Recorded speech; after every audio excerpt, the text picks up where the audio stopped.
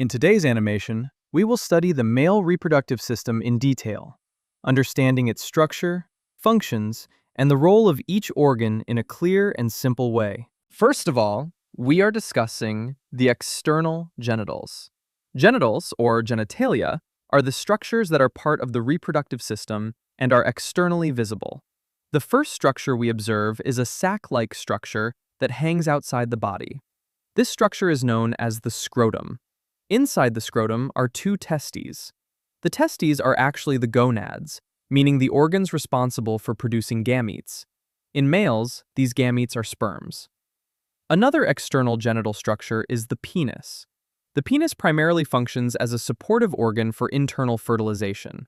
Since humans belong to terrestrial, land-dwelling organisms, there is a high risk associated with external fertilization, such as desiccation or damage to gametes. Therefore, for safe and effective transfer of sperms, the penis enables the deposition of sperms directly into the female reproductive system. There is also an important point regarding the scrotum and testes. Their position outside the main body cavity has physiological significance. The temperature of the testes must be slightly lower than the normal body temperature for efficient and optimal sperm production. This cooler environment is maintained by the scrotum. During embryonic development, the testes are initially located inside the abdominal cavity. Later, as development progresses, they descend into the sac-like structure known as the scrotum. This is the fundamental overview of the external genital organs. The sequence and flow of these concepts are very important for clear understanding. These are the gonads. The term gonads is a general term used for any structure in which gametogenesis, the process of forming gametes, takes place. In human males, there are two testes. Inside the testes, we observe a highly organized network of tubules. These tubules are known as seminiferous tubules. Now, pay close attention to what seminiferous tubules are. Essentially, they are very fine, coiled tubes present within the testes. Inside these tubules, specialized cells are present, and each type of cell performs a specific function. The coordinated activity of these cells makes the male reproductive system functional. Among the specialized cells found in the testes, the first important type to discuss is the interstitial cells. You should recall that the space present outside the basal lamina, or basement membrane, is called the interstitium. Since these cells are located in that interstitial space, they are called interstitial cells.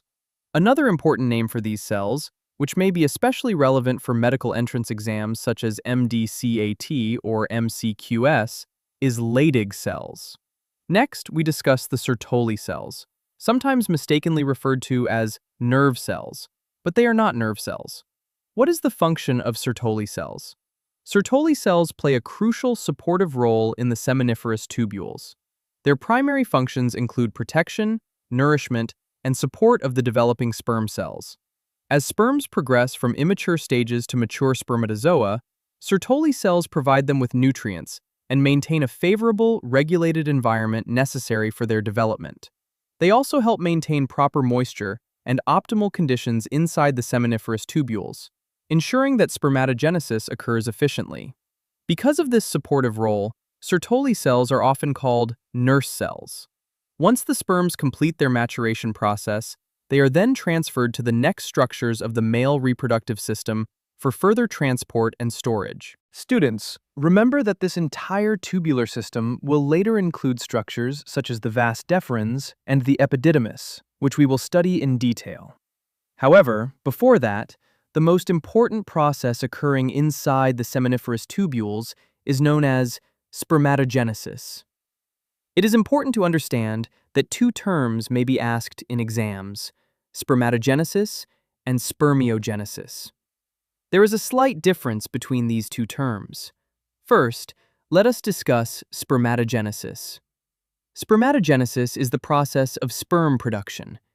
Inside the seminiferous tubules, there are specialized cells called spermatogonia, also known as sperm stem cells.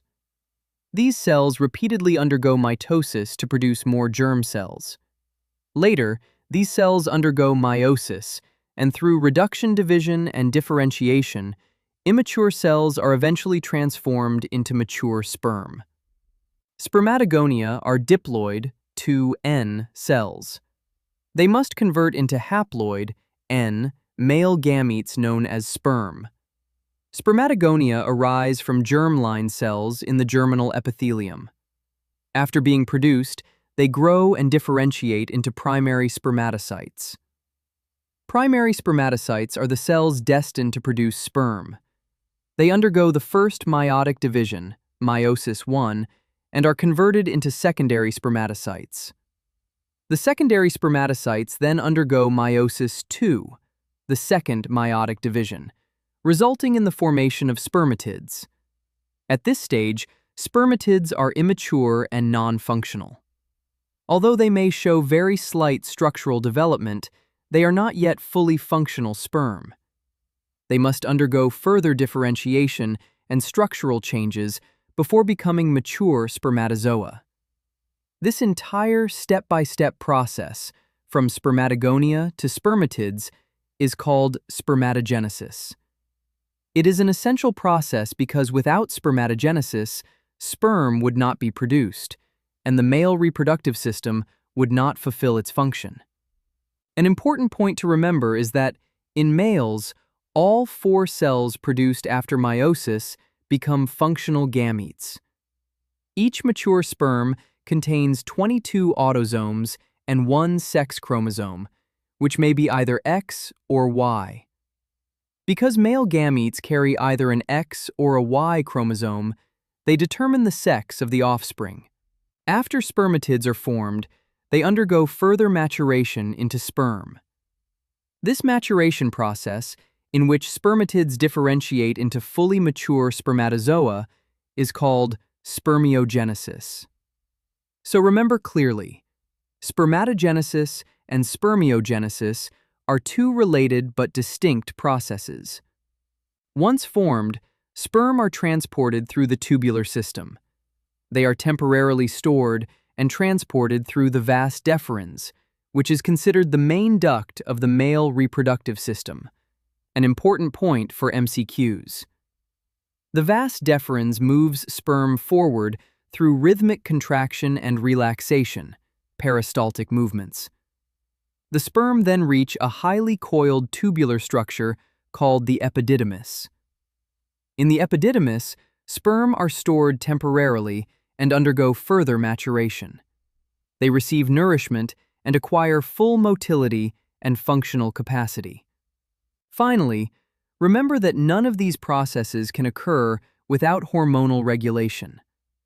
Hormonal secretions and accessory glands associated with the reproductive system play a crucial role in completing this entire process. After understanding this, we can then study the accessory glands and trace the complete pathway through which sperm travel in the male reproductive system. Dear students, the accessory glands are called accessory because they assist and support the functioning of the male reproductive system. The first accessory gland we discuss is the seminal vesicle, also called the seminal gland. The secretions of the seminal vesicles make up about 60% of the total volume of semen. This is a very important point to remember. Semen is not composed of sperm cells alone. Semen is the sticky, whitish fluid that is released from the penis during ejaculation. It contains sperm cells along with a large amount of glandular secretions. The first major contribution comes from the seminal vesicles. The second important gland is the prostate gland, one of the most significant glands of the male reproductive system. Its secretions contribute approximately 30% of the total semen volume. The prostate gland provides substances that enhance sperm motility and overall viability. Its secretions help activate and support sperm cells so they can successfully travel through the female reproductive tract toward the fallopian tubes. The third accessory gland is the bulbourethral gland, also known as Cowper's gland. Both names are used in different textbooks. This gland primarily acts as a lubricating gland, but it also has another very important function. It secretes a thick, alkaline mucus. The purpose of this alkaline secretion is to neutralize the acidity in the urethra that may be present due to residual urine. It is important to remember that in human males, the urethra functions as a urogenital duct. This means it serves both the excretory system, for urine, and the reproductive system, for semen. Because urine may leave acidic residues in the urethra, the alkaline secretion of the bulbourethral gland neutralizes this acidity. This creates a more favorable environment for sperm motility and also aids in lubrication during ejaculation. After maturation in the epididymis, sperm are transported through the sperm duct, vas deferens. From there, they ultimately reach the urethra and are then ejaculated out of the body. This is the overall structural and functional pathway that you need to understand clearly. To summarize the entire topic in 3 major parts: external genitalia, spermatogenesis, the process occurring inside the gonads, accessory glands, without which the entire process cannot be completed. Finally, an extremely important point: all these processes are under hormonal regulation. The pituitary gland, known as the master gland, controls and regulates this entire system. Without its hormonal secretions and regulatory signals, the male reproductive process cannot function properly. Allah Hafiz. If you liked this video, make sure to subscribe to the channel.